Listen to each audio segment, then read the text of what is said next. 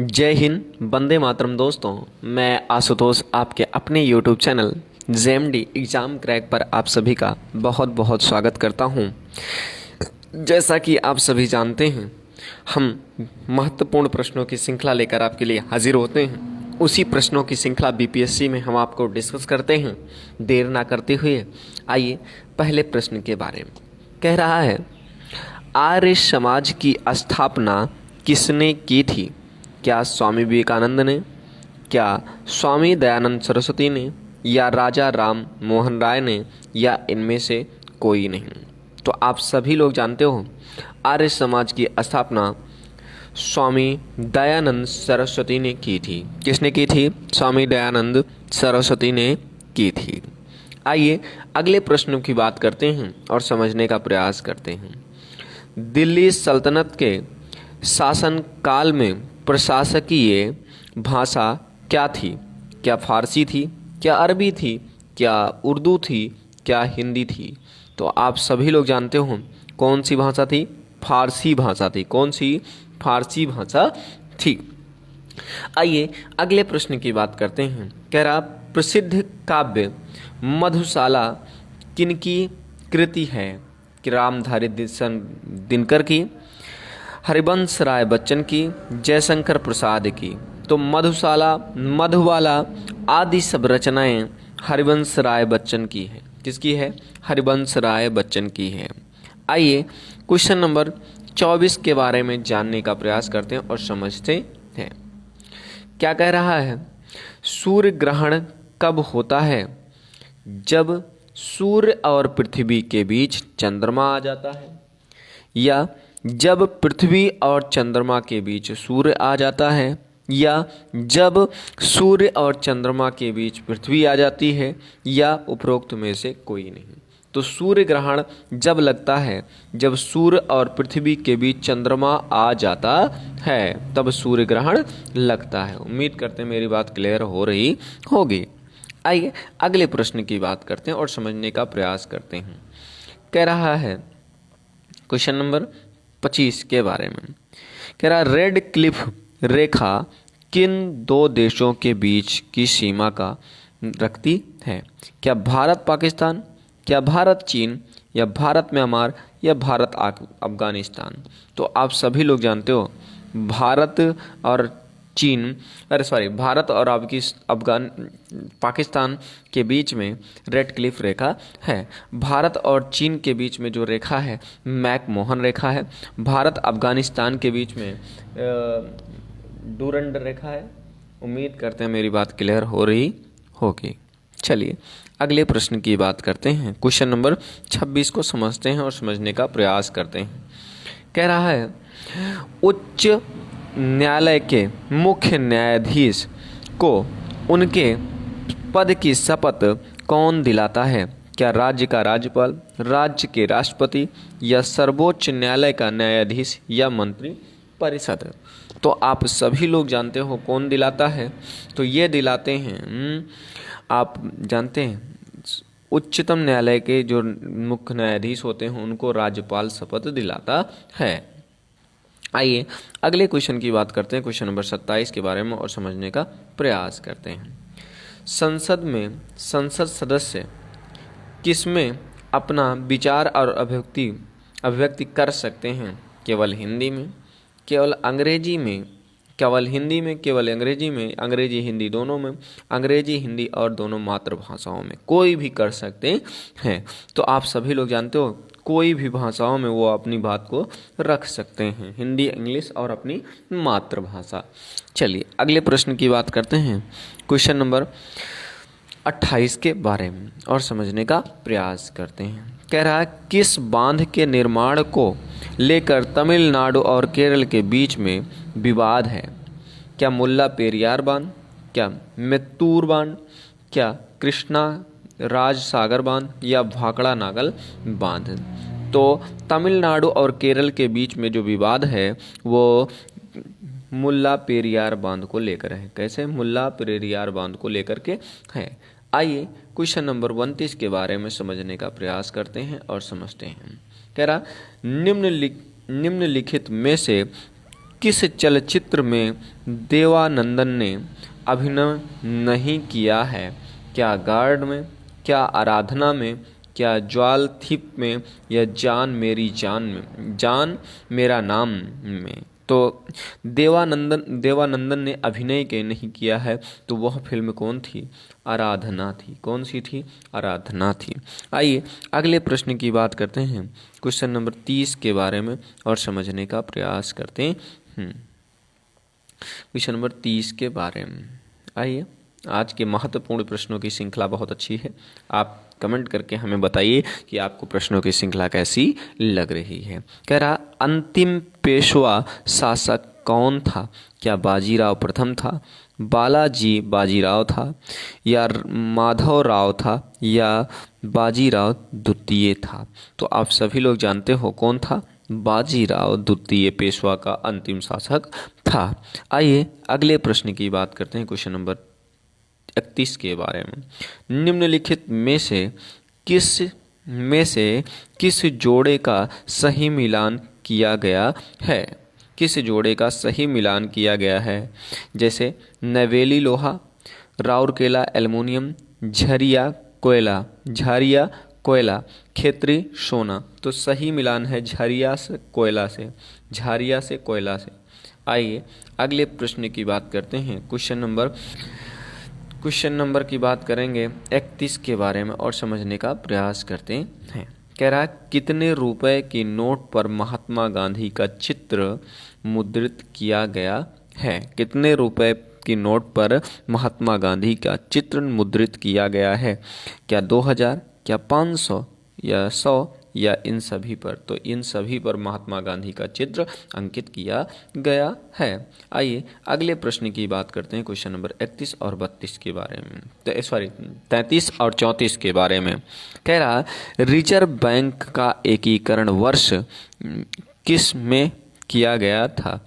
क्या 1935 में, या 1949 में, या 1969 में, या 1947 में? तो आप सभी लोग जानते हो ये कब किया गया था? तो ये किया गया 1949 में किया गया था। कब किया गया था? 1949 में किया गया था। अगला प्रश्न है, उपनिषद कितने हैं?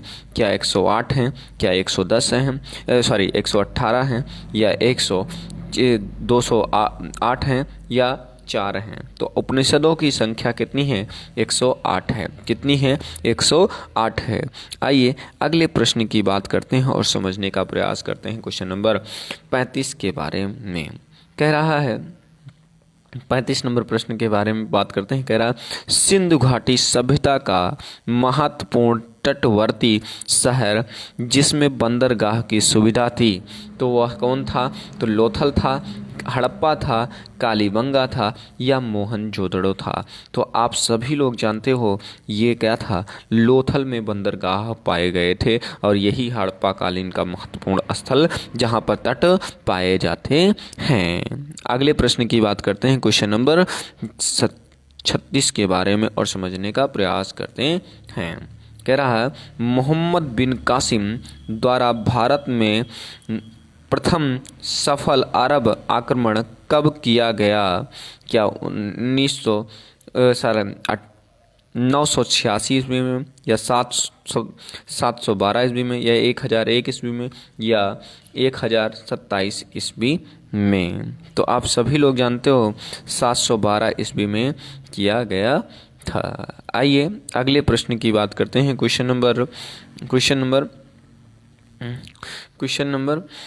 37 के बारे में। किस मुगल शासक द्वारा दिल्ली में लाल किले का निर्माण करवाया गया था? क्या शाहजहां द्वारा, जहांगीर द्वारा, औरंगजेब द्वारा, या अकबर द्वारा? तो किसके द्वारा कराया गया था? तो आप सभी लोग जानते हो शाहजहां द्वारा कराया गया था। आइए अगले प्रश्न की बात करते हैं और प्रश्न नंबर 38 को समझते हैं। क्या कह रहा है, भारत में क्रिप्स मिशन का आगमन कब हुआ? तो क्या 1942 ईस्वी में, 1947 में, 1945 में, 1949 में? तो आप सभी लोग जानते हो क्रिप्स मिशन का आगमन भारत में 1942 ईस्वी में हुआ। कब हुआ? 1942 ईस्वी में हुआ। आइए अगले प्रश्न की बात करते हैं, क्वेश्चन नंबर 39 के बारे में, तीन परत वाली पंचायती राज प्रणाली में निम्नलिखित में से कौन सी मध्यम स्तर की इकाई है? क्या ग्राम पंचायती या जिला परिषद या पंचायती समिति या ग्राम सभा?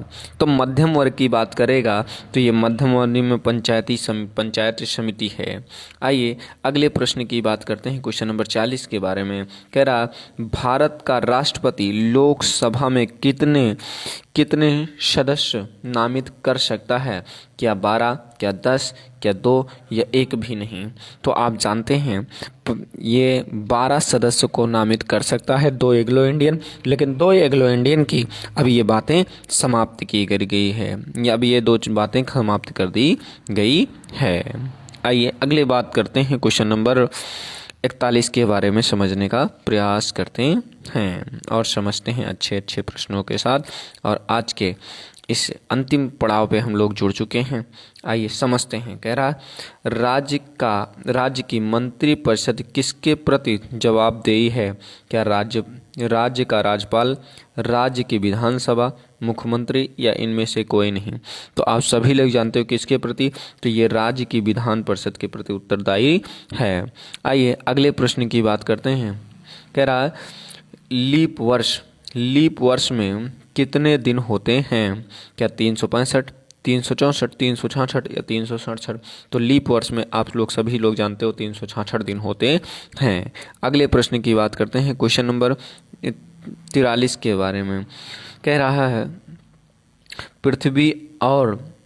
सूर्य और पृथ्वी के बीच मध्यमान दूरी के मानदंड में मापी जाती है? प्रकाश वर्ष में, किलोमीटर में या खगोलीय इकाई में या सौर मास में? तो आप सभी लोग जानते हो किस में मापी जाती है? खगोलीय इकाई में। आइए अगले प्रश्न की बात करते हैं, क्वेश्चन नंबर 44 के बारे में। मनुष्य किस आवृत्ति की ध्वनि तरंग सुन सकता है? तो क्या 20 हर्ट्ज से 2000 हर्ट्ज तक, या 20 हर्ट्ज से नीचे, या 2000 हर्ट्ज से 20,000 हर्ट्ज से अधिक, या इनमें से कोई सीमा नहीं है? तो आप सभी लोग जानते हो ये 2000 हर्ट्ज से 20,000 हर्ट्ज तक सुन सकता है। अगले प्रश्न की बात करते हैं, क्वेश्चन नंबर 45 के बारे में। कह रहा है निम्नलिखित में से किसने भाप के इंजन का आविष्कार किया था? क्या मिशेल फैराडे या रोनाल्ड डीजल या जेम्स वाट या साल्ट? तो आप सभी लोग जानते हो करने वाला कौन था? जेम्स वाट ने भाप इंजन का आविष्कार किया था। आइए क्वेश्चन नंबर 46 के बारे में समझते हैं और समझने का प्रयास करते हैं। कह रहा निम्नलिखित में से किस धातु में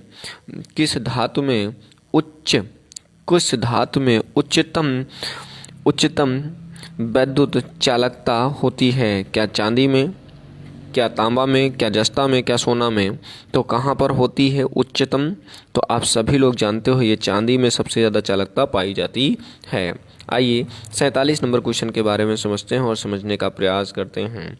कह रहा है निम्नलिखित में से किसे जीव विज्ञान का जनक कहा जाता है? क्या अरस्तु को, जानरे को या थियोफ्रस्टस को या सुकरात को? तो आप सभी लोग जानते हो जीव विज्ञान के जनक अरस्तु को कहा जाता है। किसे कहा जाता है? अरस्तु को कहा जाता है। आइए क्वेश्चन नंबर 48 के बारे में डिस्कस करते हैं और समझने का प्रयास करते हैं। कह रहा निम्नलिखित में से किसे कोशिका का शक्ति ग्रह कहा जाता है? क्या राइबोसोम, माइटोकॉन्ड्रिया या सेंट्रोसोम या इनमें से कोई नहीं? तो आप सभी लोग जानते हो किसे कहा जाता है? तो माइटोकॉन्ड्रिया को कहा जाता है। क्या कहा जाता है? माइटोकॉन्ड्रिया को कहा जाता है। अगली बात है प्रश्न नंबर 49 के बारे में बात करते हैं। एड्स रोग शरीर के किस भाग को प्रभावित करता है? क्या रोग प्रतिरोधक प्रणाली को, या तंत्रिका प्रणाली को, या संपूर्ण शरीर को, या इनमें से कोई नहीं। तो आप सभी लोग जानते हो ये रोग प्रतिरोधक प्रणाली को समाप्त कर देता है।